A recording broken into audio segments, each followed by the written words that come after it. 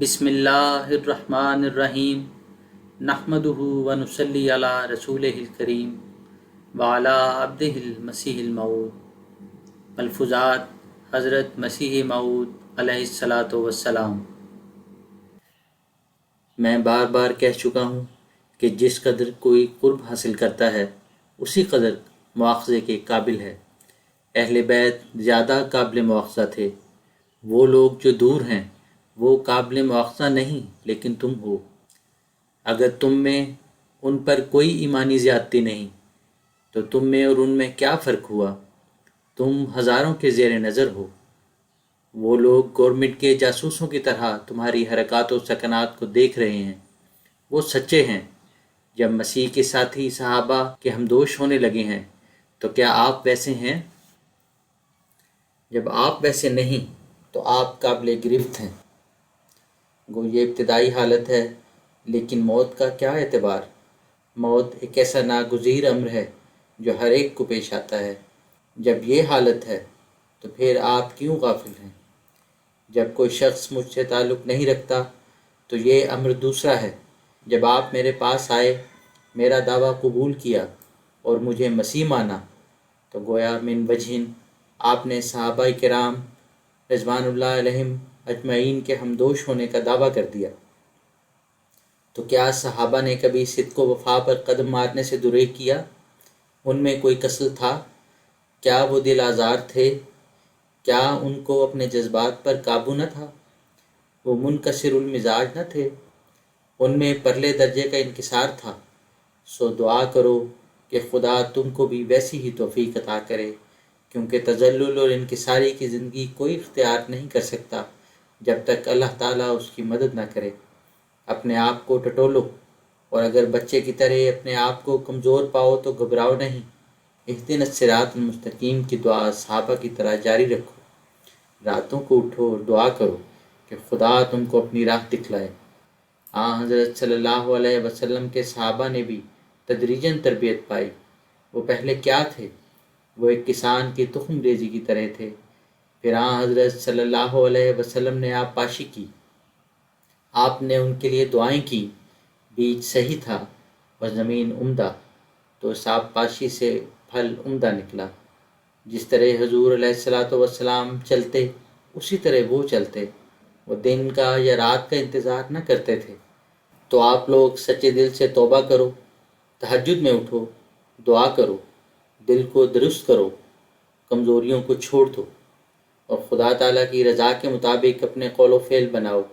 یقین رکھو جو اس نصیحت کو ورد بنائے گا اور عملی طور سے دعا کرے گا اور عملی طور پر التجا خدا کے سامنے لائے گا، اللہ تعالیٰ اس پر فضل کرے گا اور اس کے دل میں تبدیلی ہوگی۔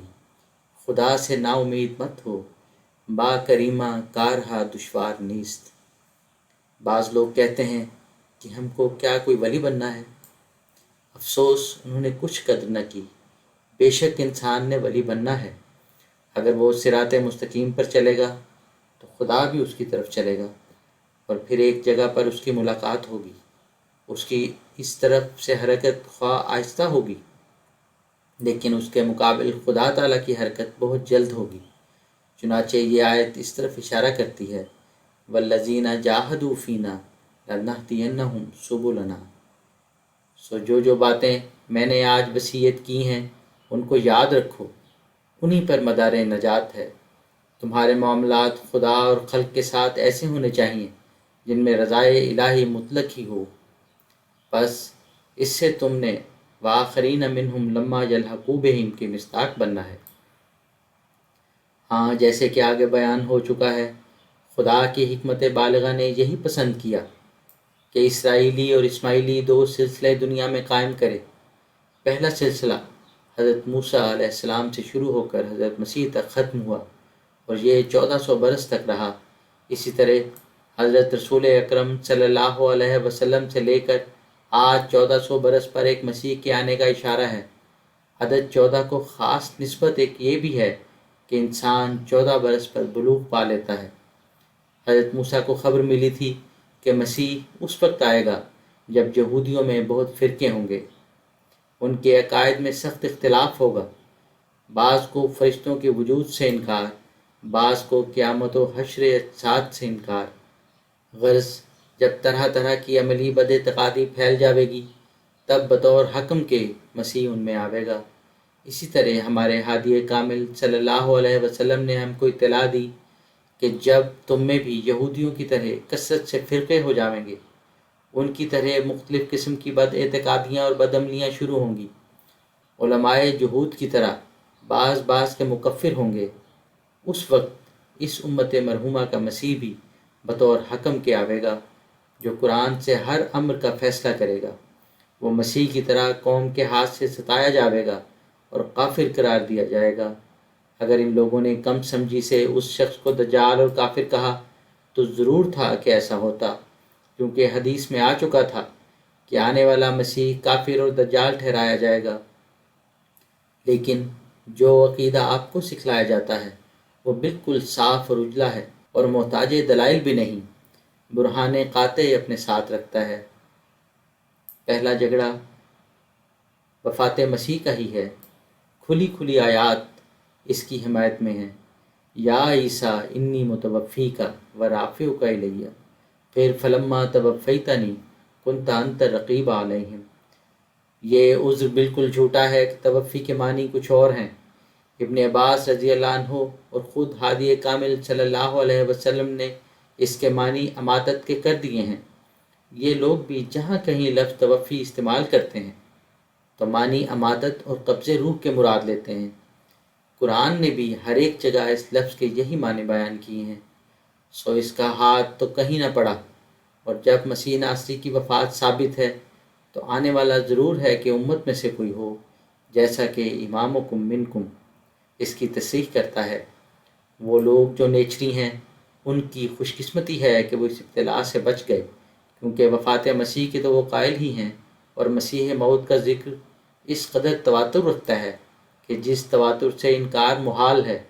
علاوہ ازیں اشارات قرآنی بھی آنے والے کے شاہد ہیں، تو عقل مند اس امر سے انکار نہیں کر سکتا کہ مسیح آوے گا۔ ہاں بعض کا حق ہے کہ یہ اعتراض کریں کہ مسیح کو اس زمانے سے کیا خصوصیت ہے۔ قرآن شریف نے اسرائیلی اور اسماعیلی سلسلوں میں خلافت کی مماثلت کا کھلا کھلا اشارہ کیا ہے، جیسے اس آیت سے ظاہر ہے۔ وعد اللہ الذین آمنوا منکم وعملوا الصالحات لیستخلفنہم فی الارض کما استخلف الذین من قبلہم۔ اسرائیلی سلسلے کا آخری خلیفہ جو 14ویں صدی پر بعد از موسیٰ علیہ السلام آیا وہ مسیح ناصری تھا۔ مقابل میں ضرور تھا کہ اس امت کا مسیح بھی 14ویں صدی کے سر پر آوے۔ علاوہ ازیں اہل کشف نے اسی صدی کو بعثت مسیح کا زمانہ قرار دیا، جیسے شاہ ولی اللہ صاحب رحمہ اللہ وغیرہ۔ اہل حدیث کا اتفاق ہو چکا ہے کہ علامات صغریٰ کل اور علامات کبریٰ ایک حد تک پوری ہو چکی ہیں، لیکن ان میں کسی قدر ان کی غلطی ہے۔ علامات کل پوری ہو چکی، بڑی بھاری علامت یا نشان جو آنے والے کا ہے وہ بخاری میں یکسر الصلیبہ و یقتل الخنزیرہ لکھا ہے، یعنی نزول مسیح کا وقت غلبہ نصارہ اور صلیبی پرستش کا زور ہے۔ سو کیا یہ وہ وقت نہیں؟ کیا جو کچھ پادریوں سے پہنچ چکا ہے اس کی نظیر آدم علیہ السلام سے لے کر آج تک کہیں ہے؟ ہر ملک میں تفرقہ پڑ گیا، کوئی ایسا خاندان اسلامی نہیں کہ جس میں سے ایک آدھ ان کے ہاتھ نہ چلا گیا ہو۔ سو آنے والے کا وقت صلیب پرستی کا غلبہ ہے، اب اس سے زیادہ کیا غلبہ ہوگا؟ کس طرح درندوں کی طرح اسلام پر کینہ وری سے حملے کیے گئے۔ کوئی گروہ ہے کہ جس نے حضرت رسول اکرم صلی اللہ علیہ وسلم کو نہایت وحشیانہ الفاظ اور گالیوں سے یاد نہ کیا۔ اب اگر آنے والے کا یہ وقت نہیں تو بہت جلدی وہ آیا بھی تو 100 سال کو آوے گا، کیونکہ وہ وقت کا مجدد ہے۔ اس کی بعثت کا زمانہ صدی کا سر ہوتا ہے۔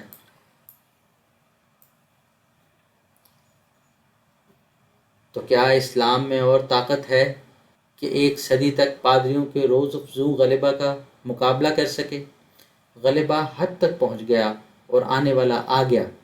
اب ہاں وہ دجال کو اتمام حجت سے ہلاک کرے گا، کیونکہ حدیثوں میں آ چکا ہے کہ اس کے ہاتھ پر ملتوں کی ہلاکت مقدر ہے نہ لوگوں کی یا اہل ملل کی، تو ویسا ہی پورا ہوا۔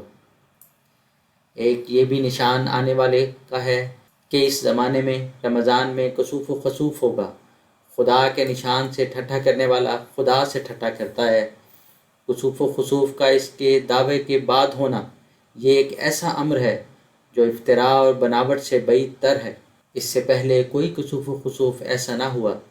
یہ ایک ایسا نشان تھا کہ جس سے اللہ تعالیٰ کو کل دنیا میں آنے والے کی منادی کرنی تھی۔